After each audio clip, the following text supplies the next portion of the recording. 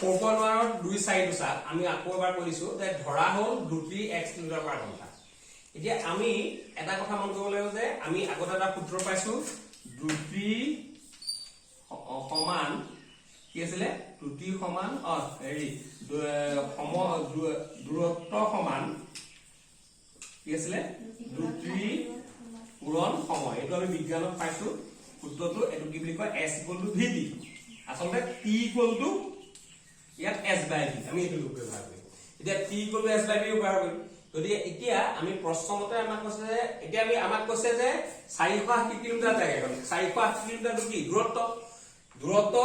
s সমান 480 দুটি কিমান ধৰিছো x গতিকে 480/x হ'ল এতিয়া 480/x আছিলে আমাৰ অৰিজিনাল সময় মানে গাড়ীখনে x কিলোমিটাৰ আমি ধৰি লৈছো পাৰ ঘন্টা মানে এটা স্পিডত গৈ আছে এটা সময় দূৰত্ব কিমান কম কৰি দিম 480 কৰে গতিকে সময় লাগিব 480/x মানে দুটিয়ে দূৰত্ব ঘন কৰি দিলে কি হ'ব দুটিয়ে দূৰত্ব ঘন কৰি দিলে আমি সময়টো পাম যে হেকানে লিখিলো 480/x কিন্তু এতিয়া আমাক কৈছে যদি স্পিডটো কমাই দিয়া হয় কিমান ঘন্টাত কমাই দিবলৈ কৈছে 8 কিলোমিটাৰ গতিকে আমি 8 কিলোমিটাৰ কমাই দিম x - a তেতিয়া কি হ'ব আগত যে সময় লাগিছিলে 480/x এতিয়া 3 ঘন্টা কি লাগিব বেছি লাগিব এটো আমি জনা কথা যে এখন গাড়ী যে স্পিডটো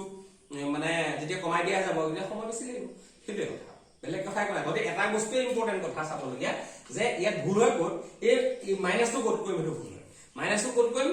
যিটো বস্তু কমিছে ইয়াত কি কমিছে দুটি কমিছে ক'বাত সময় কমিব বুজিলে ভালো এতিয়া সময় কমিব আমি সময় দিন বা 3 ঘন্টা সময় কম হ'ল বুলি কলে আমি মাইনাস কৰিম সময়টা মাইনাস কৰিম যেনিবা কলে যে 480 কিলোমিটাৰ আমি মানে দূৰত্বটো বলে 480 আছিল আৰু এবাৰ 600 কৈ দিয়া হ'ল তেতিয়া আমি সেই 480 লগত মানে 600 বা 480 বিক কৰিম বা তেনেকুৱা কৰিম মানে যোনটো বস্তু যত প্ৰয়োগ হয় বুজি পালি কথাটো এতিয়া আমি প্ৰশ্নমতে লিখিলো 480/x - 8 এটো আসলে 8 কিলোমিটাৰ যেতিয়া পাৰ ঘন্টা কমি গল মানে দুটি 8 কিলোমিটাৰ পাৰ ঘন্টা কমি গল তেতিয়া আগৰ সময় লগত তিনি কি হ'ব যোগ হ'ব 3 ঘন্টা বেছি লাগিব এতিয়া 480/x - 8 এটো এফালে লৈ আহিলো -480/x = 3 এতিয়া 480 টো কমন ললে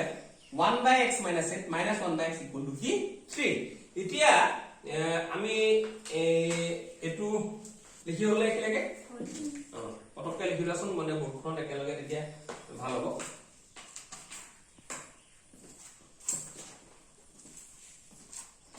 এখন উপকৰণ মোহাই দিও হ'ব হল এতিয়া চোৱা এতিয়া আমি 480/x এটো লিখি আছে এতিয়া আমি 480 টো ইফালে লৈ যাম তাৰমানে 1/x - 8 1/x 3/480 কিমান হ'ল 1/160 এতিয়া এটো লখাব ললো x * x - 8 এটো ইয়াৰ ঘন কৰিলে x minus x minus 8 equal to 1/160 এতিয়া এটো x minus x plus 8 by x into x minus 8 এটো 1/160 x কটা কটি গল মানে এতিয়া আমি পামগে সমীকৰণটো এটা কি পাম এতিয়া ইয়াত 8 থাকিল ওপৰত অলপ x square minus 8x equal to 1/160 গল এতিয়া ওলাই গল the next step to হ'ব next step to কি হ'ব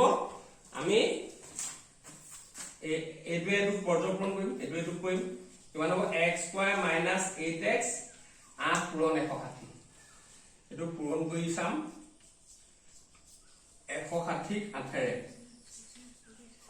1280 এইটো আমাক বিকাশ সমীকৰণটো কি x square minus 8x minus 1 to